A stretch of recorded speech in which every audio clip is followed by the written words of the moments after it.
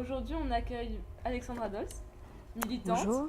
réalisatrice, productrice du film documentaire Derrière les fronts, résistance et résilience en Palestine. Quelques mots peut-être pour l'introduire avant qu'on commence. Alors, Alexandra a suivi un master de création et réalisation audiovisuelle, ainsi qu'un master d'écriture en scénario et fiction. Et plus généralement, elle a une formation de scénariste et de réalisatrice. Et en parallèle, elle fait beaucoup d'activités au niveau d'éducation à l'image, notamment des ateliers d'autodéfense et de détection de clichés dans le milieu scolaire. Elle a déjà tourné et produit un autre documentaire intitulé Mojahedet en 2007, qui porte sur le sujet de l'engagement des femmes dans la lutte pour la libération de l'Algérie. Et c'est en étudiant Frantz Fanon et la notion de décolonisation des esprits qu'elle en est venue à lire les textes de Samah Jaber, plus ou moins. Et ces textes proposent un véritable diagnostic psychologique et politique sur la société palestinienne. Et donc elle a développé cette réflexion autour de la politisation de la psychologie, de la question psychologique. Et de manière plus générale, tout l'enjeu du film est tourné vers la colonisation et la manière dont elle attaque l'individu, et à travers divers moyens, donc qu'ils soient au niveau de la haine de soi ou l'internalisation du conflit dans cette Nakba continue.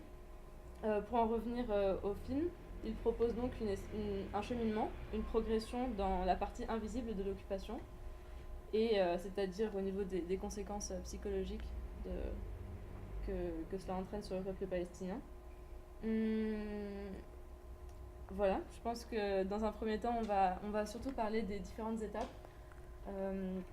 et enjeux cinématographiques et politiques de tourner un film qui porte sur le refus de toute normalisation dans un contexte colonial et surtout les différents obstacles que tu as rencontrés lors de l'écriture, la production et la réalisation. Et ensuite, on va plutôt traiter des questions générales du film et même de manière plus générale encore la question de la transmission de la Palestine. Ok. Bonsoir à tous et à toutes. Merci déjà à l'équipe de ce séminaire Apprendre la Palestine. C'est un beau titre et un beau programme. Et cette idée d'auto-formation, en fait, et d'éducation populaire un peu sur la Palestine. À la base, moi, j'avais pensé aussi être accompagnée de Hadi Sedik, qui s'excuse, qui ne peut pas être là avec nous ce soir, qui fait partie de l'équipe du film avec qui je suis partie en Palestine, qui est écrivain et qui a écrit aussi des textes sur la Palestine depuis, et Charlotte qui était en Palestine aussi avec nous et qui est une militante. Voilà, il y aura peut-être une autre occasion, mais en tout cas, voilà, je vous remercie pour cette invitation et pour ce beau titre aussi. Donc j'ai vu filmer en contexte colonial. Je trouve que j'ai trouvé ça très inspirant pour essayer de déployer un peu ce qu'a été l'histoire de la fabrication de ce film. Et d'ores et déjà, j'ai envie de dire qu'il y a les enjeux liés à filmer en situation coloniale et écrire, produire un film en situation en France post-coloniale ou dans un État qui est pro-Israël. Donc voilà, moi je vous propose une intervention par étapes qui ont été les étapes du film.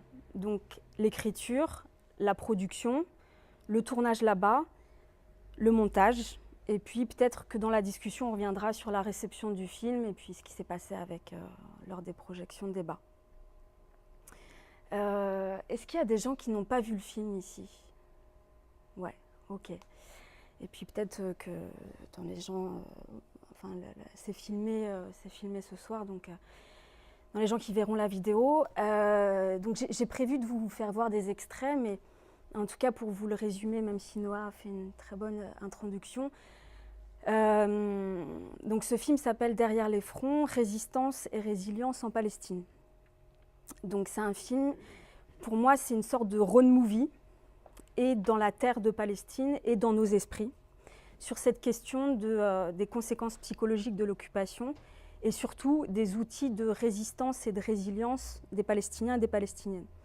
C'est une approche qui m'a été inspirée largement par le travail donc, du docteur Sama Jaber, qui est une psychiatre, psychothérapeute palestinienne qui vit à Jérusalem-Est et qui travaille un peu dans toute la Cisjordanie. Et dont le travail documente, nomme les traumas coloniaux, visibilise ce qu'il y a d'invisible justement, de conséquences psychologiques, et surtout identifie aussi qu'est-ce que le soumoud palestinien. On aura l'occasion d'y revenir, mais cette sorte de résilience-résistance palestinienne. Donc ce film n'est pas un portrait sur elle, c'est plus un film, et je pourrais y revenir, mais c'est un film plutôt d'un front multiple.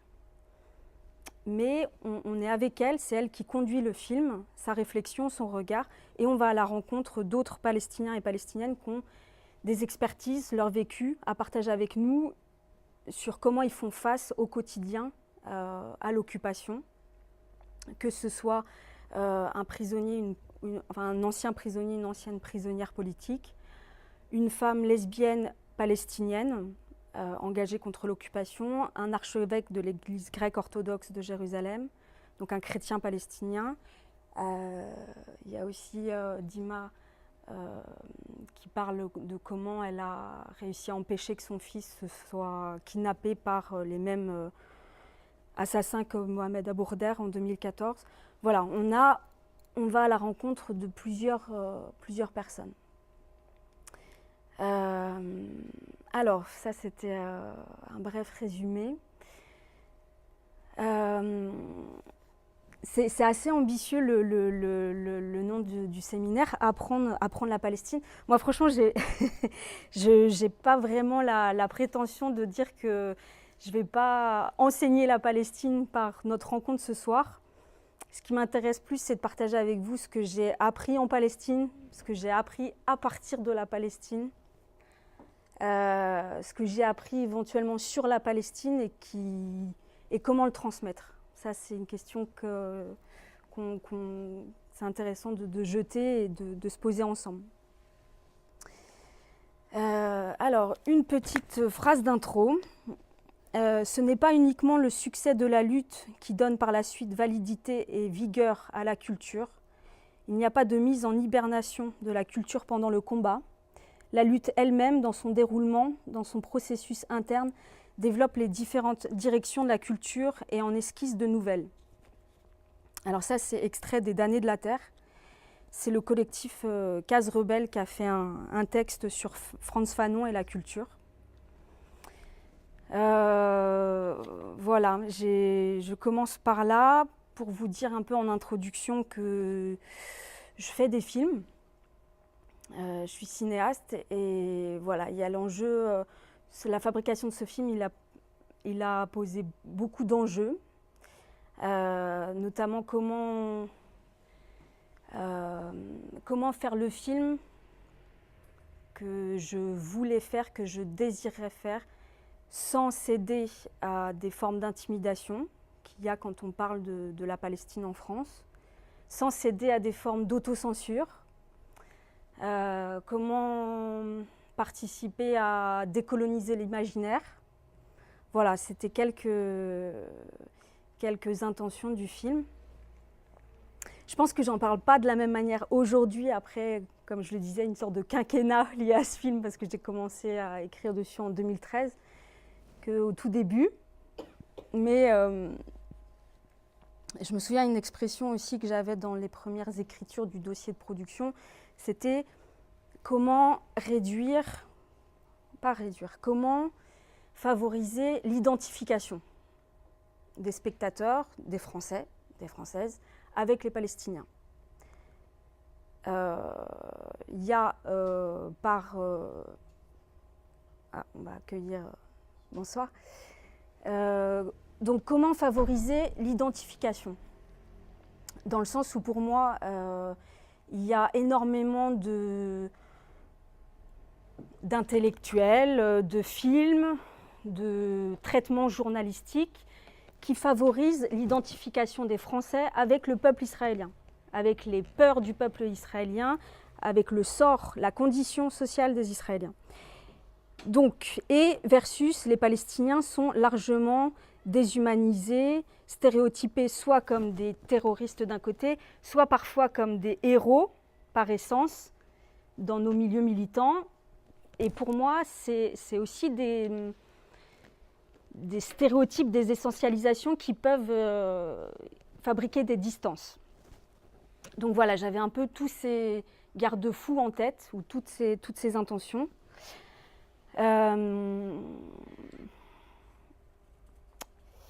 Donc voilà, comme je vous l'ai annoncé, je vais essayer de partir vraiment de mon expérience en tant que cinéaste et les différentes étapes de fabrication du film, en croisant les enjeux politiques qui se sont traduits dans le film. Alors, une première partie sur l'écriture. La première partie sur l'écriture, elle a commencé en 2012, donc il y a 6 ans de ça. J'ai pris contact avec Sama en 2013. Il y a eu un premier tournage en l'été 2013 du film. Je tiens à faire une sorte de petit préalable. Voilà, moi, je porte des intentions, une écriture du film. Je porte ce film, je suis la réalisatrice. Mais il y a plein de fruits de ma pensée qui n'auraient jamais eu lieu sans un laboratoire collectif. Il y a plusieurs personnes qui, dans les étapes d'écriture, ont relu mon dossier. C'est ce que je disais tout à l'heure quand on était en Palestine. J'étais accompagnée de Hadi Sedik, Charlotte Florsheim. Tous les trois, on venait de cultures politiques différentes et c'est ces confrontations d'idées qui m'ont permis d'affûter et d'aiguiser mes questionnements. Et ça, je voulais restituer cette idée de laboratoire. Donc voilà, je fais une petite dédicace à Hadi, à Charlotte, mais aussi à Mirvat Abdelghani, Judith Ishtiad Lefebvre, Fatih Henri Verdi, Anana Mekran, Christelle Husson, etc. Peut-être j'en oublie, mais des gens qui ont été importants à ce moment de fabrication. Alors peut-être revenir sur donc, la base du film, en fait, la genèse, l'approche et les textes de Sama. Moi, j'ai commencé à lire ces textes en 2008 et je n'avais pas entendu parler de cette notion de résilience qui aujourd'hui est mise à toutes les sauces, on pourra en rediscuter. Moi, c'était la première fois que je lisais ce mot et ce que j'ai apprécié, c'est que direct, elle le couplait avec l'idée de résistance du peuple. Elle le couplait aussi avec cette idée que d'en parler à la fois d'un point de vue individuel, mais parler aussi de la résilience et de la résistance collective de la communauté. Donc cette idée de politiser le psychologique, j'ai trouvé ça vraiment passionnant. Et les premiers textes que j'ai pu lire d'elle, elle évoquait aussi les conséquences des tortures. Et c'était quelque chose auquel je n'étais pas familière non plus, savoir qu'il y a des tortures qui sont pratiquées, qui sont institutionnalisées, qui ont été votées à la Knesset, qui sont pratiquées sur les prisonniers palestiniens. Et d'aborder par cet angle des conséquences psychologiques, je trouvais que c'était vraiment important. Et elle posait cet enjeu de guérir comme nouvel enjeu de résistance. Il y a plusieurs choses qui m'ont touchée dans ces textes. Il y a le fait de s'appuyer sur son propre vécu, y compris comme palestinienne. C'est pas une experte de l'extérieur qui vient faire une enquête. C'est aussi quelqu'un qui, au quotidien, doit passer ces checkpoints et est menacée par la répression coloniale, même si elle a quelques privilèges au sein de cette société. Dans ces textes, elle restituait aussi des épisodes, des choses qui arrivent dans sa famille, des cliniques qui arrivent à ses patients. Du coup, voilà, il y a cette force que je trouvais qui était tirée du quotidien.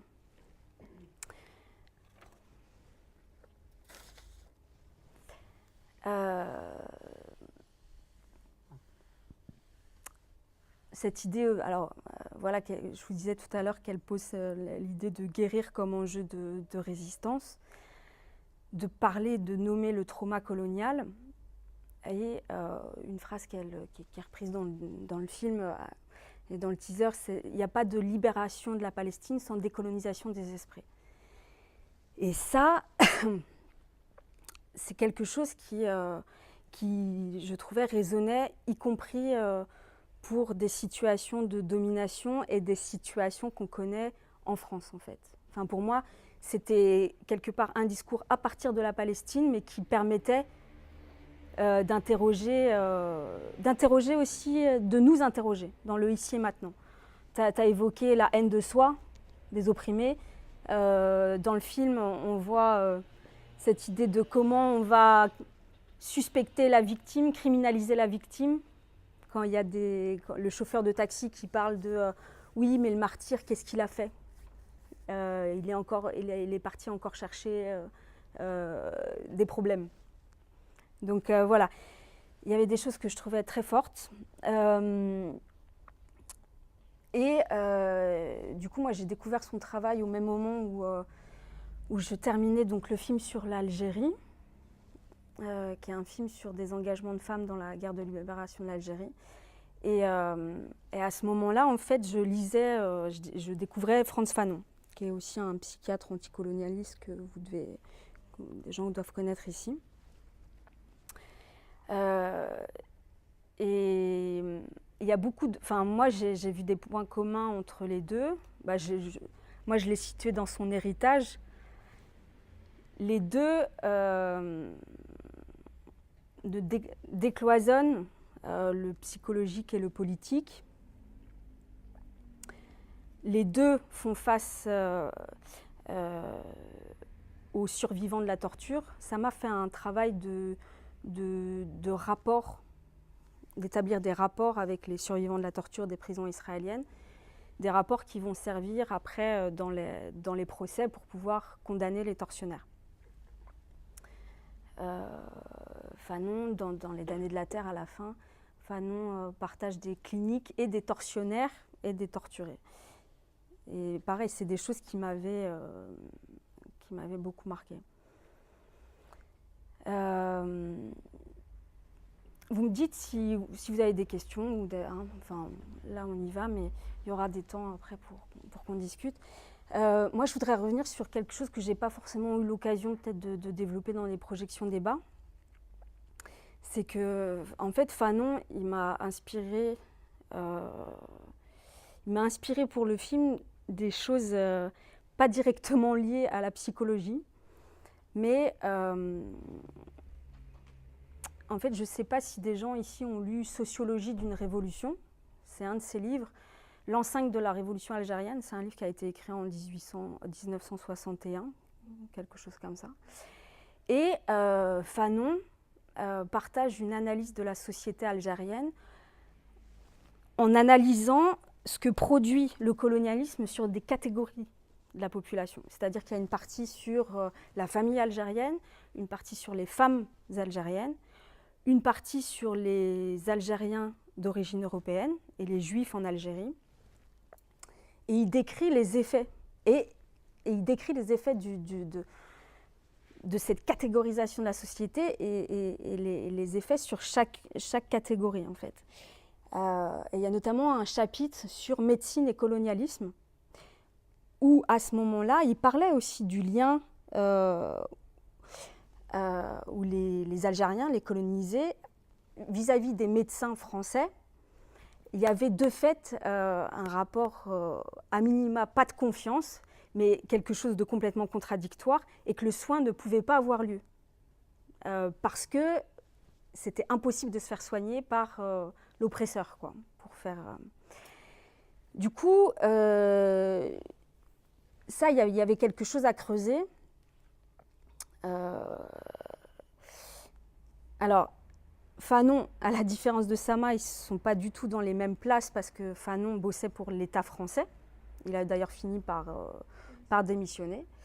Sama travaille pour l'autorité palestinienne, ce qui pose d'ailleurs d'autres problèmes. Mais ce qui m'a interpellée aussi, cette idée de réfléchir sur comment le système fabrique des divisions et essaye d'instrumentaliser les catégories pour rompre l'unité. Par exemple, quand Fanon parle des Juifs en Algérie et qui parle du décret Crémieux et comment accorder un statut, pas exactement de vrais Français, mais entre guillemets un peu plus de privilèges que les Algériens, du coup, comment créer des subdivisions à l'intérieur des colonisés. Et ce qui fait que dans le film, je sais que j'ai été imprégnée de cette écriture, en fait, de comment aller chercher différentes identités multiples, mais qui sont travaillées par le colonialisme. Et c'est pour ça que là, je vais vous présenter un extrait où on écoute Radir El Shafi, qui est la co-directrice d'Aswat, qui est une association de queer palestiniens engagés contre l'occupation.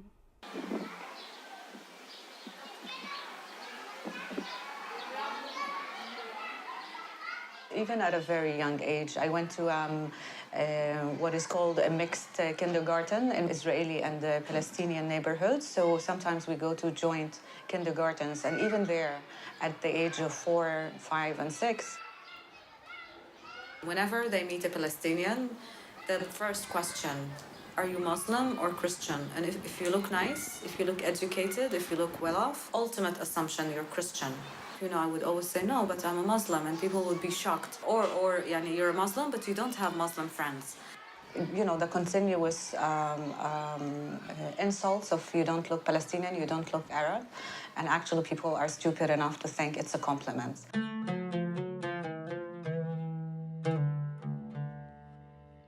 So the experiences of being alienated and discriminated against and put in an inferior position has always been there. But questioning my sexuality made it very confusing because sexuality is not something that is discussed, not in schools and not in the larger frames.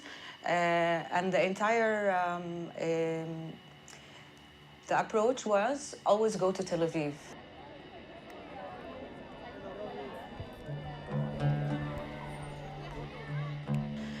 There, I had to sometimes try and explain my Palestinian identity and why I don't call myself as the state refers to me as an Arab Israeli. And one day there was a suggestion to completely change my name by my Israeli friend. I tried to explain that, my name clearly denotes that I'm Palestinian, and this is when they started suggesting to change my name to sound more Israeli. And I can't begin to explain how alienating this experience, how humiliating this experience has been for me. And it felt like betraying myself to try and even conceal my identity by changing my name or by trying to fit into their own definition of what it means to be gay in Tel Aviv. And I think that was the most devastating experience for me as a teenager. I packed all my stuff and left Tel Aviv. Without saying my goodbyes, and I promised myself never to look back or go back.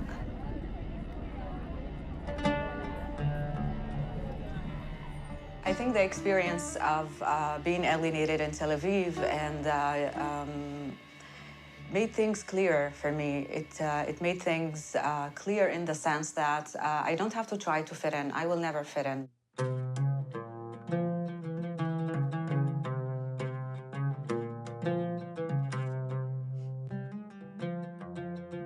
Coming to Aswat allowed me to be active in all these circles, and I think Aswat was one of the first organizations to recognize the intersectionality of our struggle as Palestinian, as women, and as queer. And the struggle is not just related, but very much dependent on one another. I can't fight for my sexual rights only. I have to fight for my national rights because I am being oppressed, not because I'm gay, but because I'm Palestinian.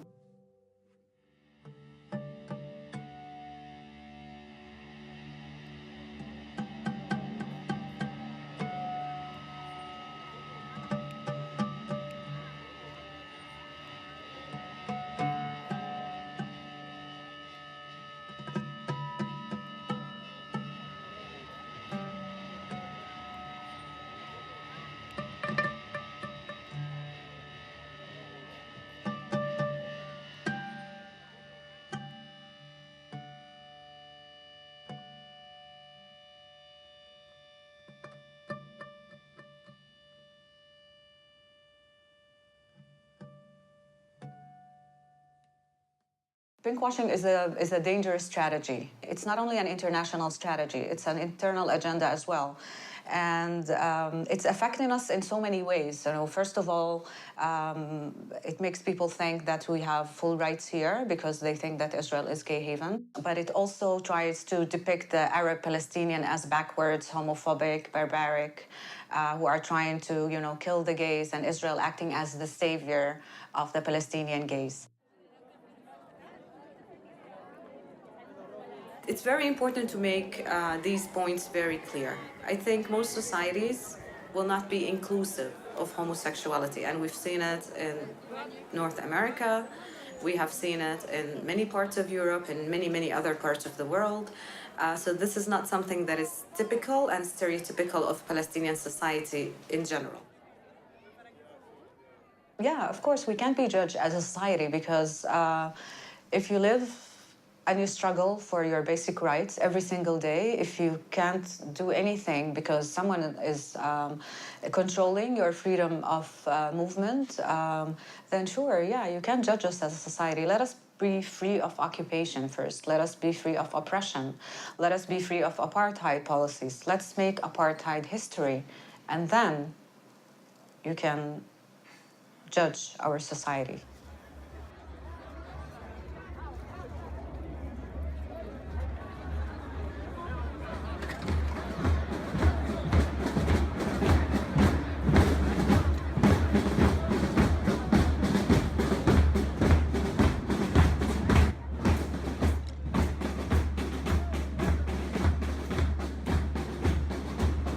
La parade du feu sacré de Pâques. Et voilà, c'est une des choses que j'ai essayé de faire dans le montage du film, c'est restituer la circulation. Alors que le pays est profondément morcelé, checkpointisé, de passer d'une zone à l'autre, de la Palestine de 48, là on revient en Cisjordanie, d'une identité à l'autre. Et encore, c'est même pas un singulier parce que une des forces de l'intervention d'Aradir, il y en a beaucoup, mais une des forces, c'est qu'elle commence par expliquer comment elle naît donc à l'école mixte avec des Israéliens, comment elle n'est pas perçue comme musulmane. Parce qu'elle ne ressemble pas à l'idée que les Israéliens se font d'une femme musulmane. Et après, elle raconte donc cet autre niveau de son vécu, de son homosexualité. Et voilà, dans le film, j'ai essayé de travailler cette complexité, en fait, des individus, des appartenances collectives, cette complexité des individus qu'on retrouve en Palestine et qu'on retrouve ici. Voilà. Je continue? Alors on continue.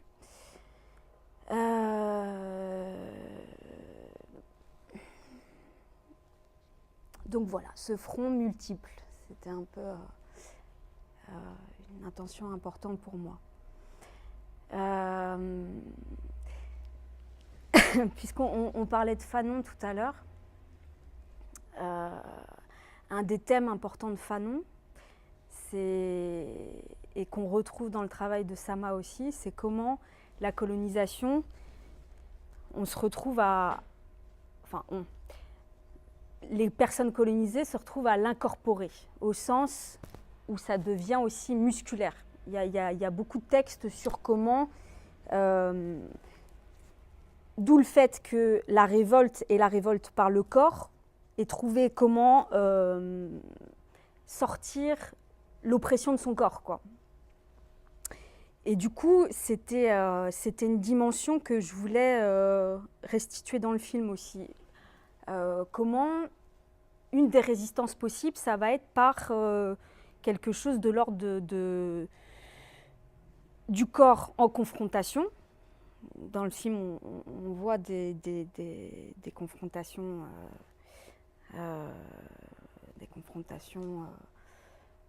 avec les soldats, mais aussi au départ, je cherchais de la danse palestinienne.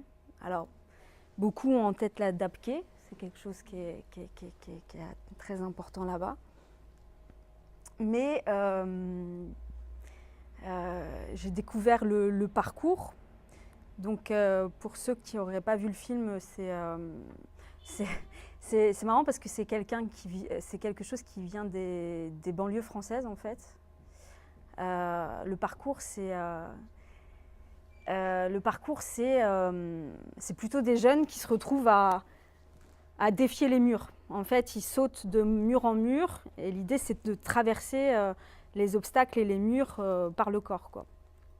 Et du coup, il y a des jeunes à Jérusalem, des jeunes Palestiniens qui font du parcours et que j'ai pu suivre et qui sont aussi présents dans le film.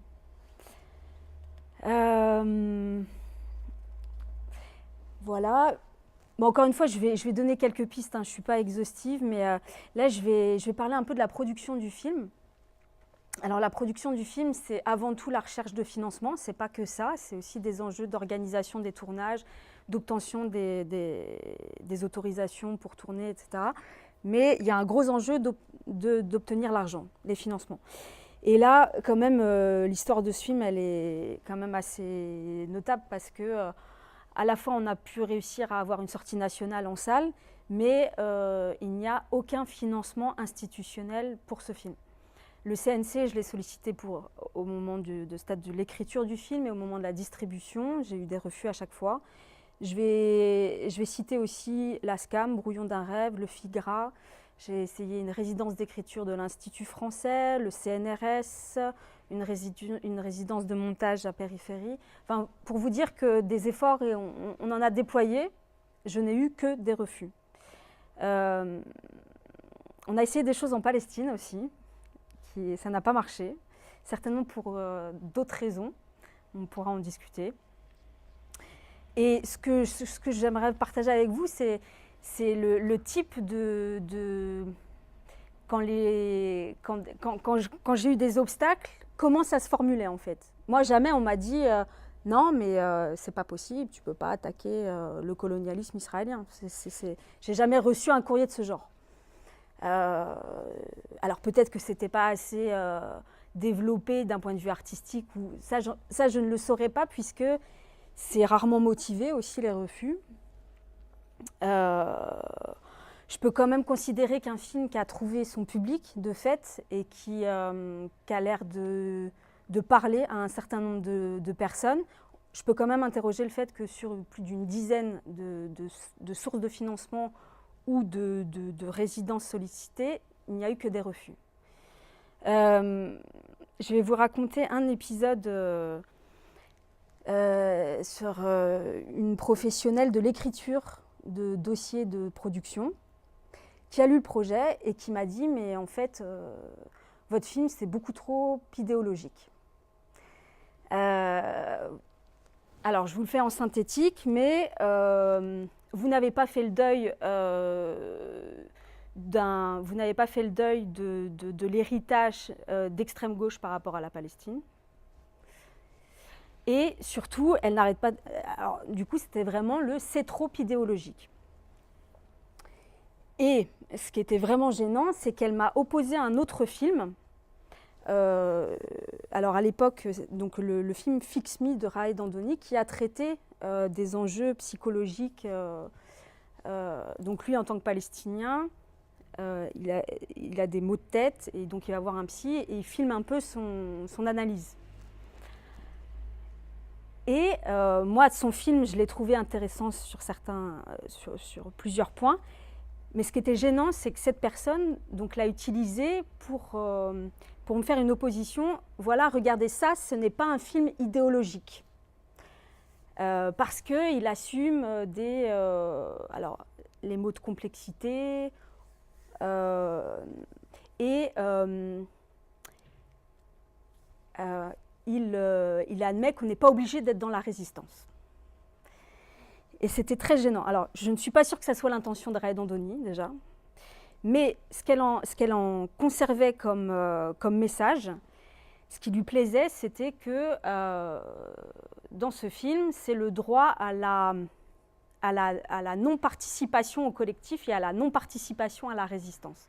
Et du coup, moi, je lui ai répondu, mais attendez, ça aussi, c'est idéologique. Dans notre époque, de faire un film sur le fait de ne pas vouloir ou de ne pas pouvoir participer à la lutte, c'est aussi idéologique.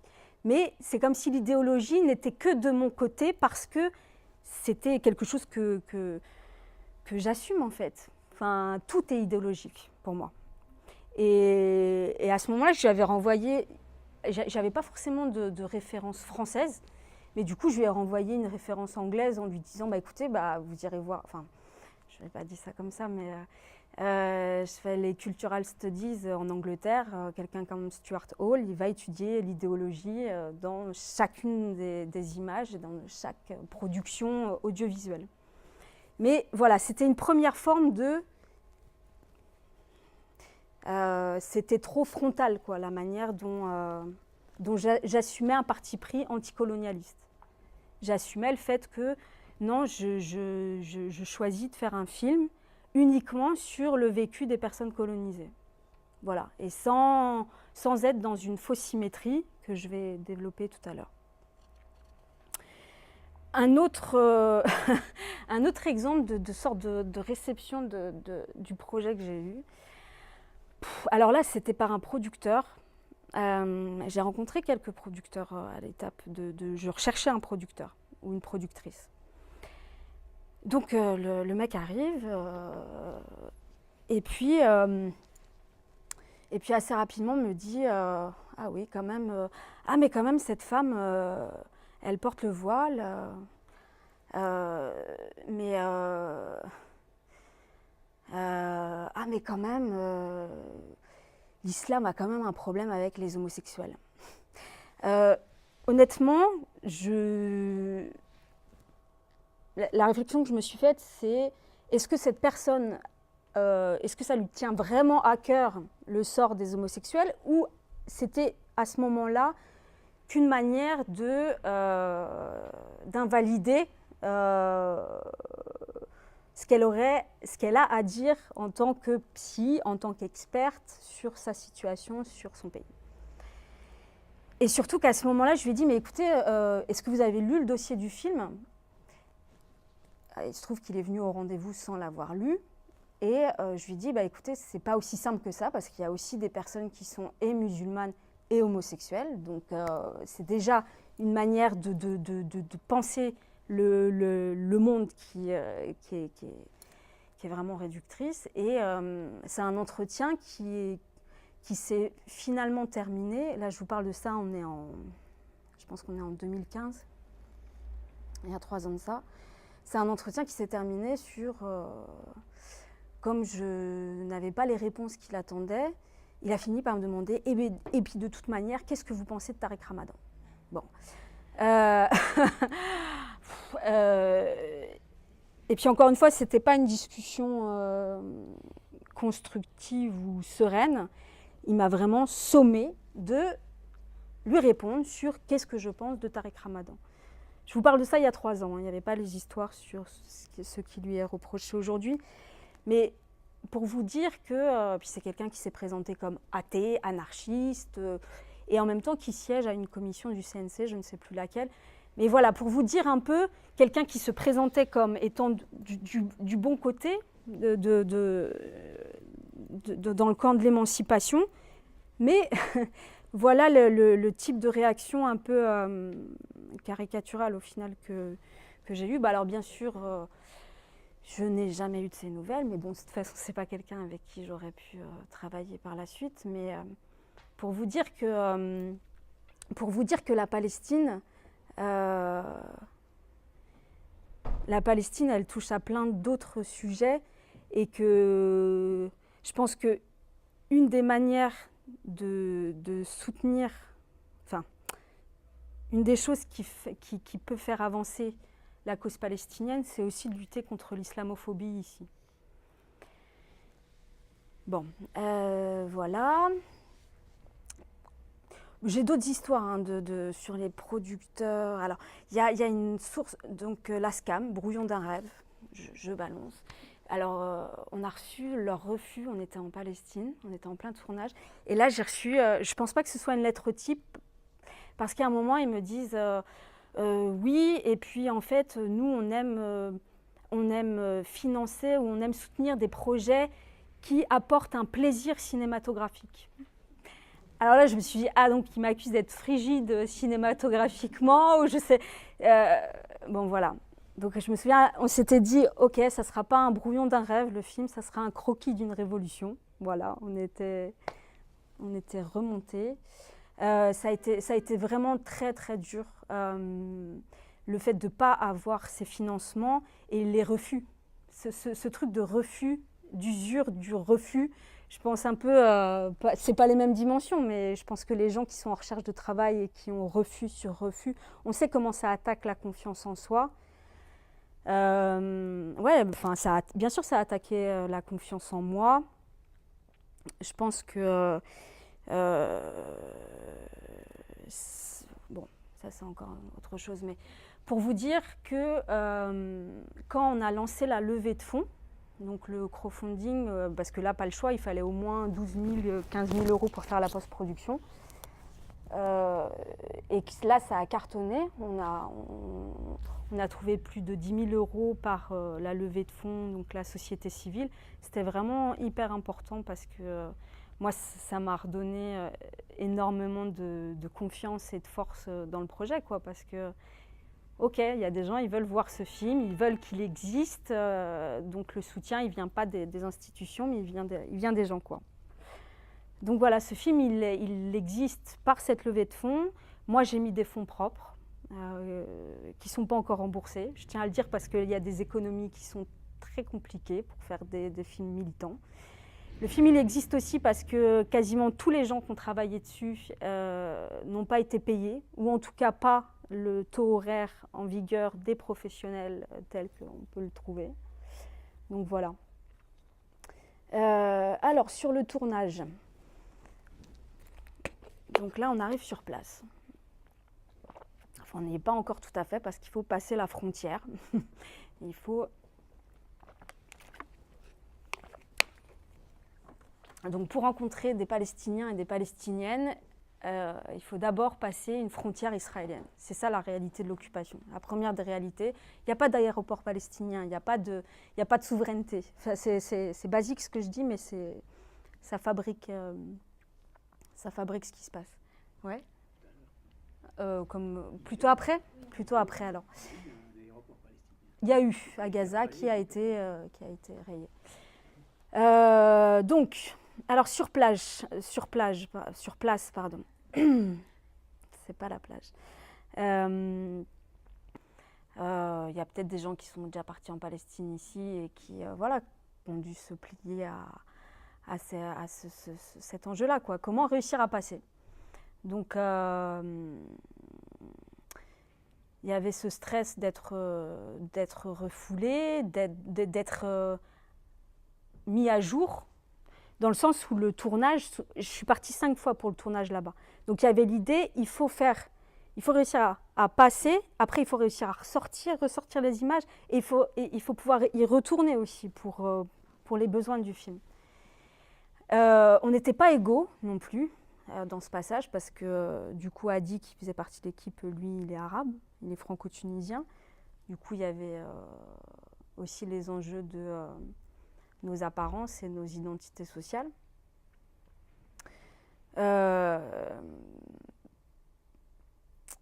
Donc voilà, quand on ressortait, il y avait l'idée... évidemment, il y a des thèmes qui sont très sensibles, et notamment d'interroger un ancien prisonnier politique comme Khodr Hanen, c'était sensible. Il venait juste de sortir d'une grève de la faim victorieuse, et c'est quelqu'un qui a énormément de popularité et de crédibilité là-bas. Et du coup, on savait que ces images, par exemple, c'était quelque chose de sensible. Donc voilà, il a fallu trouver il a fallu sécuriser, avoir un backup des images toujours en Palestine, et puis trouver des moyens de les faire sortir. Ça, je le dirai en off pour discuter. Euh, Puis en fait, il y avait aussi tout cet enjeu, mais qui a aussi des bénéfices. Mais on était, au final, on a été très discret pendant ces années de tournage. On n'a pas médiatisé la fabrication du film avant qu'il soit plié, quoi.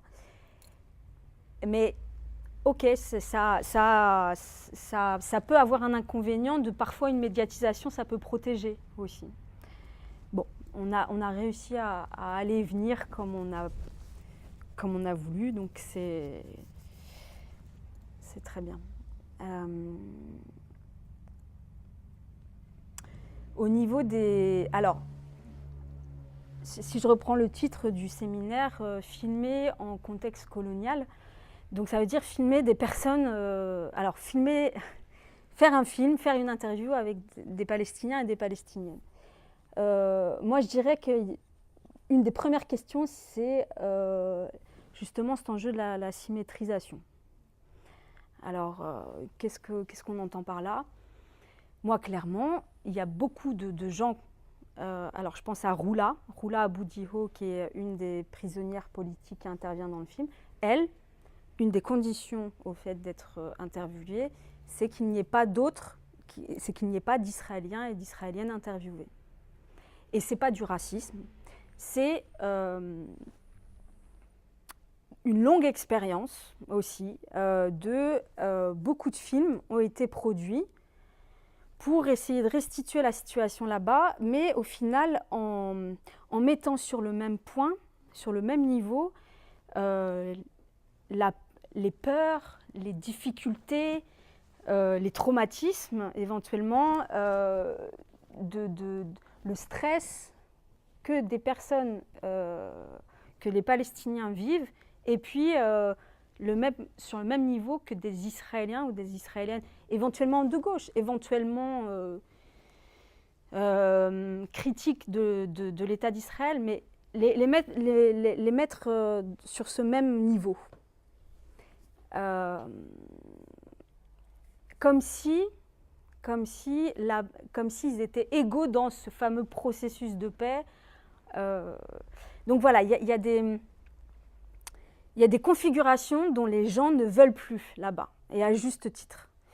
Un autre exemple, Khodoranen, il nous a raconté qu'une journaliste russe a utilisé sa photo pour illustrer un sujet sur un attentat qui a été fait par des musulmans en Russie. Donc voilà, il y a une méfiance. Il y a une méfiance que je pense légitime de la part de Palestiniens et de Palestiniennes sur le traitement de leur image et de leurs propos. Du coup, plus que jamais, c'était important d'être clair sur nos intentions, sur nos objectifs. Moi, c'est quelque chose, entre guillemets, que j'ai travaillé déjà en Algérie, parce que, pareil, je pense que quand j'ai été tournée en Algérie, il y avait aussi une méfiance légitime sur une Française qui va faire un film sur nos mémoires, sur la guerre d'Algérie. Voilà, quelles sont les intentions? Et du coup, en tant que cinéaste, c'est bien parce que ça pousse à être transparent, à être clair, à s'engager à certaines conditions.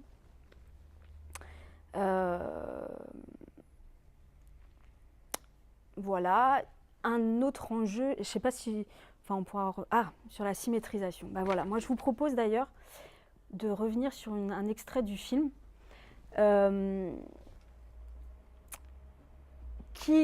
c'est la séquence d'ouverture du film, en fait. Dans la séquence d'ouverture, c'est l'intro du film. Et pour moi, il s'agissait à la fois de situer Sama, dans le sens, je trouve que c'est une bonne introduction à qui elle est, comment elle se positionne, et à la fois, pour moi, c'était une manière de poser clairement, dès le début, quel est mon positionnement sur cette histoire de symétrie.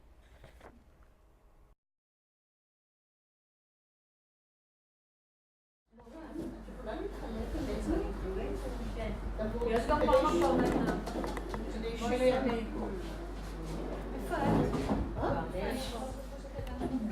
Have you experienced fear? How do you, you know, I am signed on the BDS. But sometimes when you send pledges, I've experienced fear. I'll tell you the truth. Now I want you to ask about fear too. I'm exposing it completely. I must admit, I think of myself, everyone thinks I'm a very brave person.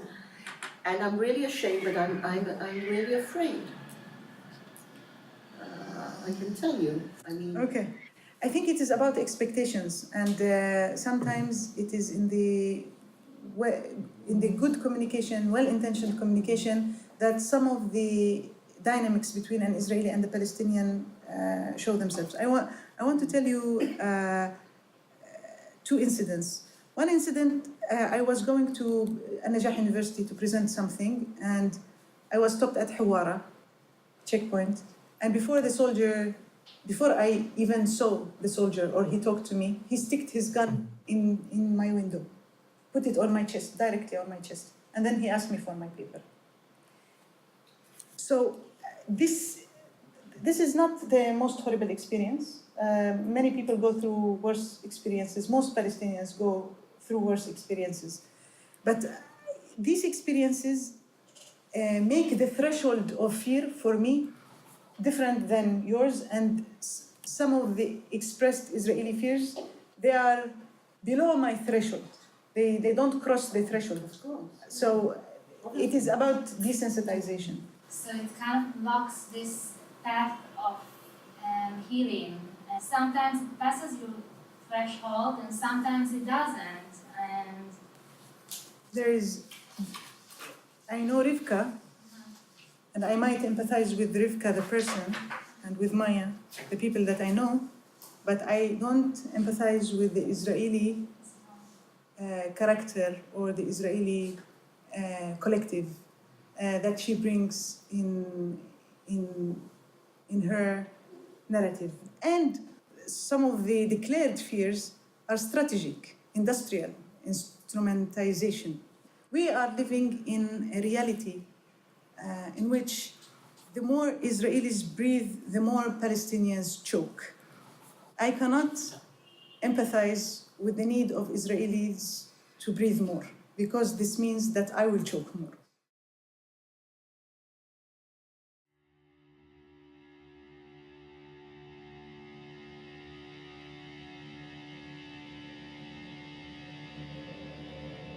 Voilà, Rivka, elle fait partie de BDS en Israël. Donc il y a ces peurs-là qui sont abordées. Il y a aussi les peurs, entre guillemets, du collectif israélien, dont Sama parle comme qui sont l'objet d'instrumentalisation.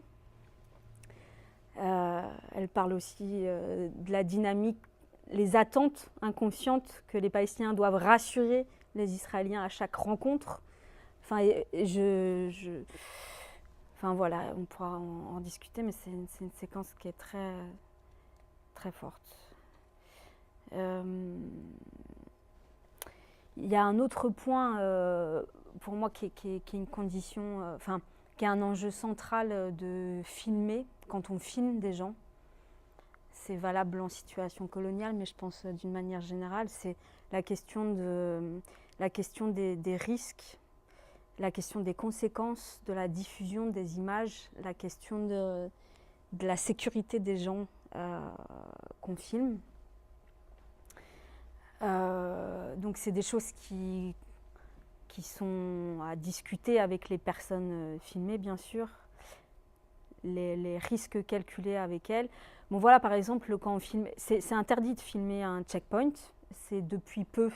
Depuis la fin du tournage, il y a eu même une loi qui a été pondue pour criminaliser la chose, pour davantage criminaliser la chose. Encore une fois, par exemple, moi, quand j'ai pu filmer en caméra cachée un checkpoint, évidemment, je ne risquais pas la même chose qu'un Palestinien. Un Palestinien qui filme à Kalandia, j'en avais discuté avec un photojournaliste palestinien, c'est la prison qui risque. Moi, je n'avais pas les mêmes risques. Mais voilà, récemment, il y a une loi qui est sortie, B'Tselem par exemple, c'est une asso basée en Palestine de 48 dans laquelle il y a des Israéliens, des Palestiniens. Ils font beaucoup de documentation visuelle sur les exactions au checkpoint. C'est une asso qui est dans le viseur de l'administration israélienne. Donc sur la question des risques, avec Sama, enfin voilà, c'est de filmer un passage avec elle, c'est quelque chose qu'on a discuté avec elle. Enfin, il y a partir enfin voilà, c'est comment faire des images, mais sans. Il ne s'agit pas de mettre encore plus en danger la personne qu'on filme. En même temps, voilà, c'est que ce soit elle ou les jeunes du parcours que j'ai filmé. Et je ne sais pas si vous vous souvenez, pour ceux qui ont vu la dernière séquence du parcours dans le film, ils étaient en train de faire des figures de sport devant la porte de Damas. Rien que de faire ça, les soldats, ça n'a pas duré longtemps. Les soldats sont arrivés, il y a une tension qui s'est enchaînée très rapidement. Et c'est vrai qu'il faut se rendre compte qu'est-ce que ça peut être, toute situation banale, quotidienne, mais quand il y a une possibilité de violence ou de permis de tuer qui est là en fait pour les soldats israéliens. Il y a une telle impunité des soldats israéliens que les gens composent avec cette peur à tout moment il peut y avoir de l'arbitraire qui se met en place. Donc le calcul des risques aussi, par exemple avec Radir, au départ la première fois qu'on l'a interviewée en 2013, c'était à visage, enfin c'était que le son. Après c'est elle, moi j'ai vu qu'elle était intervenue dans un colloque à visage découvert, du coup après elle se sentait de le faire à visage découvert, mais pareil, c'est des choses, pour moi il faut vraiment faire attention aux limites que la personne nous pose aussi. Par rapport à son image. Voilà. Sur le montage, la période du montage. Je ne sais pas s'il y a des gens qui ont déjà fait des films ici. Le montage, c'est une étape vraiment cruciale parce que c'est l'écriture finale du film. Y compris, on a commencé à monter, j'ai fait un dernier tournage là-bas par rapport à des éléments qui manquaient dans le film. C'est vraiment le sens final, y compris dans ce qu'on décide. On a tout pouvoir derrière un banc de montage, on a tout pouvoir. Et donc une grande responsabilité. La responsabilité en tant que cinéaste, c'est comment être honnête intellectuellement par rapport au discours qui nous a été donné, même si des fois, c'est d'ailleurs pas... parfois, on peut ne pas être d'accord d'ailleurs avec les propos qu'on est en train de monter. Il faut garder à mon sens, cette honnêteté intellectuelle. Bon, moi, à titre personnel, je ne serais pas capable de filmer l'ennemi, entre guillemets. Ça, c'est une question qui... Moi, c'est quand même plutôt une grande fierté. Et le montage, on l'a fait en 17 semaines, à des moments où c'était vraiment... 17 semaines, c'est très long, hein. Mais bon, voilà, quoi. Quand on entend des témoignages comme ça, c'est clair qu'on ne peut pas flancher. Enfin, on ne peut pas...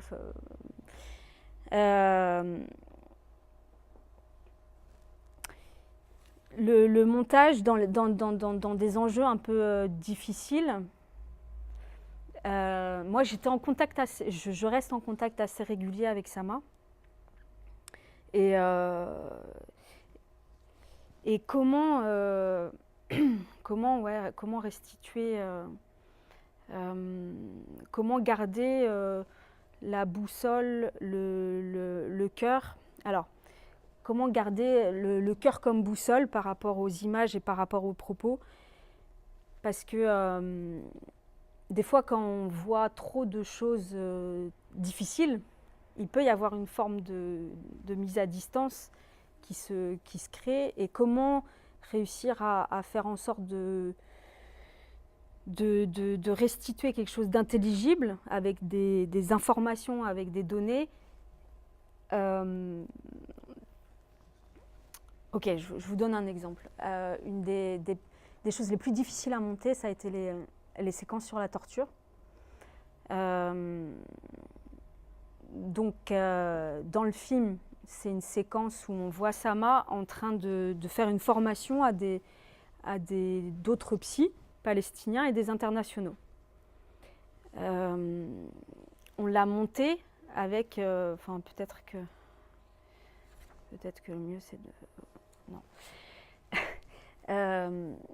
Et du coup, moi c'est un moment, cette séquence sur la torture et le moment sur Gaza où j'ai regardé énormément de vidéos, d'images qui documentent la torture et les exactions faites à Gaza. Et sur le montage, il y avait vraiment un enjeu de... Déjà, il y a un moment de je sais pas comment dire, d'imprégnation, d'éponge fort avec toutes les émotions face à ce genre d'atrocité. Et voilà, je vous dis comment réussir à trouver le ton juste, à la fois être dans l'information, à la fois réussir à avoir un curseur pour... Moi, j'ai beaucoup parlé d'essayer de garder une certaine pudeur par rapport aux images.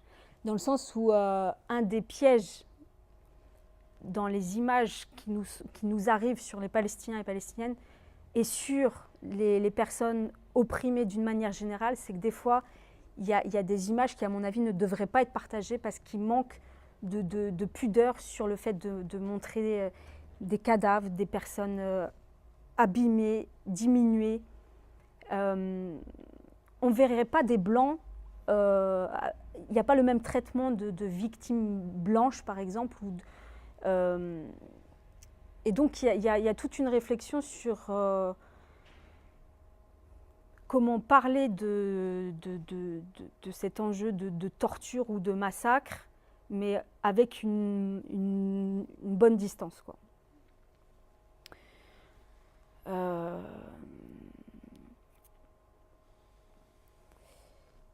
Alors, un autre enjeu aussi dans le montage, c'était, et un peu central dans le film, comment on va parler de choses qui sont invisibles, les traumatismes en fait. Comment mettre en image le traumatisme ou l'oppression. Et là, je vous propose de regarder un extrait du film. Internalized oppression, yet another loss for an occupied nation.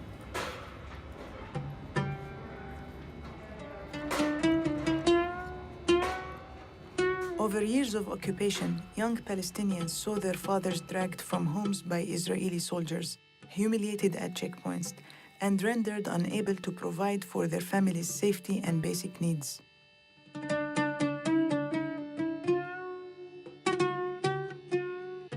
In reaction to their feeling of shame, such vulnerable children came to identify with the oppressor through oppressing weaker members of their society and developing self-loathing. A Palestinian Jerusalemite told me, "On holidays, I don't go to Eilat because it will be full of Arabs." The efforts of a few Palestinians to assimilate and identify with Israelis are truly pathetic. I have observed more than one Palestinian patient suffering a relapse of manic illness who spoke to me in Hebrew as an expression of grandiosity.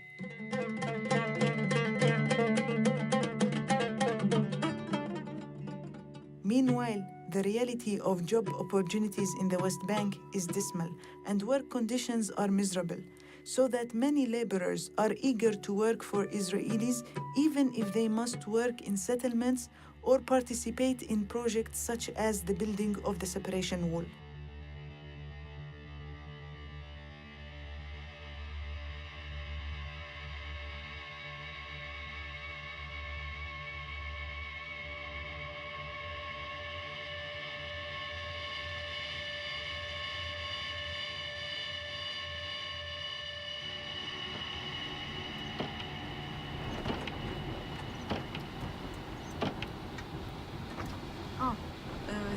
movie about occupation. هذا بالضبط اللي أنا حكيته. الاحتلال هو أفضل إشي. لو ما كان الاحتلال كان داعش غزتنا وكنا اتكتلنا فتحنا. الكل هون بفكر مثلي. اللي بحكي لك إشي تاني بيضحك عليك. الشهداء كان لازم يظلوا هادين وما يروحوا يذاكروا الجنود. I don't claim that this voice doesn't exist, but it is a very rare voice among Palestinians. The majority of Palestinians understand more profoundly the dynamics of the occupation. This is like the dynamic in abuse, in sexual abuse, in domestic violence. When we cannot stop the aggressor, one way to cope with all that aggression is that we feel that the victim of the aggressor deserved that treatment, and we identify with the aggressor. We also assume that we are exempted, and this happens to very fragile people.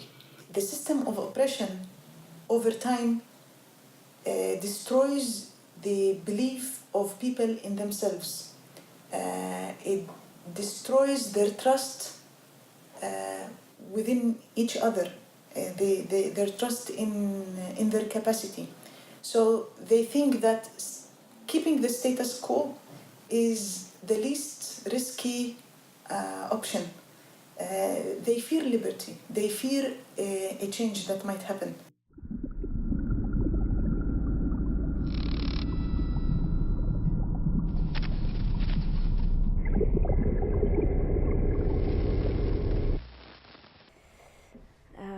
Voilà, une des manières qu'on a trouvées pour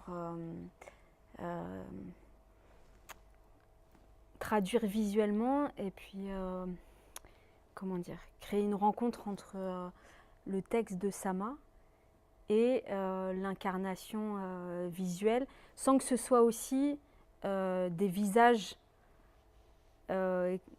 reconnaissables. Il ne s'agit pas voilà, j'avais pas envie de trouver quelqu'un qui allait endosser ce rôle de l'oppression intériorisée et le figer là-dedans. Non, là, il y avait l'idée aussi de trouver visuellement quelque chose qui restitue l'aliénation intérieurement. Donc, bon, cette trouvaille, c'est sur comme souvent en montage, c'est sur... on s'est amusé à des choses, c'est un peu par hasard qu'on a trouvé cette idée